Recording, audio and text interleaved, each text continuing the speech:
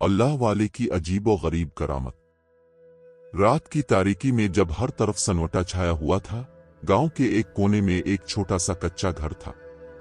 ये घर बाबा रहमत का था, जो एक दरवेश सिफत बुजुर्ग थे। इनकी आंखों में एक अजीब सी चमक थी, जैसे वो किसी और ही दुनिया के बासी हों।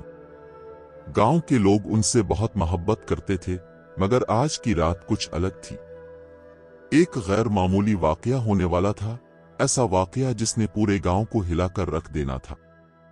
बाबा रहमत अपने मुसल्ला पर बैठे जिक्र में मशगूल थे कि दरवाजे पर जोरदार दस्तक हुई। ऐसी खौफनाक आवाज थी जैसे कोई दरवाजा तोड़ने की कोशिश कर रहा हो।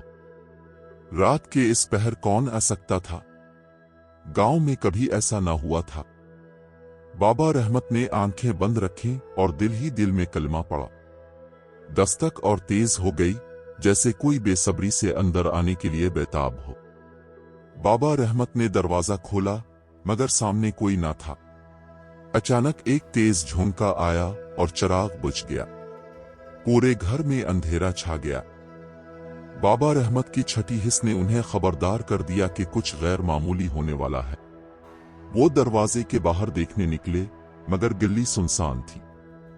अचानक उन्हें दूर दरख्तों के पीछे एक साया दिखाई दिया, जो बड़ी तेजी से हरकत कर रहा था। बाबा रहमत ने दरख्तों की तरफ कदम बढ़ाया तो उनके कानों में एक अजीब सरगोशी गूंजी, बाबा मदद करो। ये आवाज किसी औरत की लग रही थी, मगर आसपास कोई ना था। बाबा रहमत ने जमीन पर हाथ रखा और कुछ वर्द पड़ा। अचानक जमीन हिलने लगी और एक चीख फिजा में गूंजी। वो जान गए कि ये किसी नापाक मखलूक का काम है। अचानक गांव के सबसे बड़े बरगद के दरख्त के पीछे से एक काला साया नमूदार हुआ। इसकी आंखें अंगारों की तरह दहक रही थीं और उसके हाथ लंबे और नोकीले थे। वो बाबा रहमत को घूरते हुए एक खौफनाक आवाज में बोला, ये मेरा गांव है, कोई मेरा कुछ नहीं बिगाड़ सकता। बाबा रहमत मुस्कुराए, जैसे वो जानते हों कि इस मखलूक का अंजाम क्या होगा। बाबा रहमत ने अपनी लाठी जमीन पर मारी और सूरत अल फलक की तिलावत शुरू कर दी। अचानक काला साया कांपने लगा। जैसे जैसे बाबा रहमत का वर्द तेज हुआ, साया चीखने लगा। पूरा गांव इन चीखों से लरजने लगा, मगर बाबा रहमत पुरसुकून थे। वो जानते थे कि ये सिर्फ एक आजमाइश है और अल्लाह का नूर हर तारीकी को खत्म कर देता है। साया एक भयानक सूरत में बदलने लगा। इसके जिस्म से धुआं निकलने लगा और फिजा में बदबू फैल गई। बाबा रहमत ने अपना हाथ उठाया और दुआ के लिए आंखें बंद कर ली। अचानक जमीन दो हिस्सों में बट गई और साया चीखता हुआ इसमें गायब हो गया। दरख्तों की शाखें एक दूसरे से टकराकर लरजने लगे और एक लम्हे में हर चीज खामोश हो गई। बाबा रहमत ने वहां खड़े खड़े जमीन को गौर से देखा, जहां साया गायब हुआ था।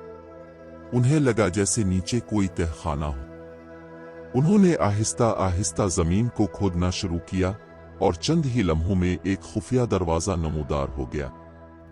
गांव के चंद लोग जो ये सब कुछ देख रहे थे, हैरान रह गए। सबकी आंखों में सवालात थे, मगर बाबा रहमत ने खामोशी से दरवाजा खोला। अंदर दाखिल होते ही घुटन का एहसास हुआ। हर तरफ धुआं था और जंजीरों की झनकार सुनाई दे रही थी। एक जानिब दीवार पर किसी ने खून से कुछ लिखा हुआ था। जो अंदर आया वापस नहीं जा सका, मगर बाबा रहमत खौफजदा न हुए। वो आगे बढ़े और अल्लाह का नाम लेकर एक कोने में पड़े पत्थर को हटाया। पत्थर के नीचे एक औरत जंजीरों में जकड़ी हुई थी। इसके चेहरे पर गहरी जख्मों के निशान थे। वो कमजोर लग रही थी, मगर उसकी आंखों में एक उम्मीद झलक रही थी। बाबा, मैं सलम हूं, मुझे इस बिला ने कैद कर रखा था। बाबा रहमत ने फौरन जंजीरें तोड़ने के लिए दुआ पढ़नी शुरू की। जैसे ही बाबा रहमत ने दुआ मुकम्मल की, जंजीरें खुद ब खुद खिलने लगे। अचानक एक जोरदार धमाका हुआ और पूरी जगह हिलने लगी। वो तह खाना जैसे ही लरजने लगा। बाबा रहमत ने सलम को बाहर निकाला और दरवाजा बंद कर दिया। जो ही वो बाहर निकले, वो खुफिया दरवाजा खुद ही जमीन में दफन हो गया, जैसे कभी मौजूद ही न था।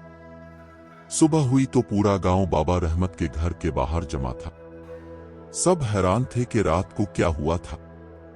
जब सलम ने अपनी कहानी सुनाई कि कैसे एक शैतानी मखलूक ने इसे सालों से कैद कर रखा था, तो सबकी रूहें कांप उठीं।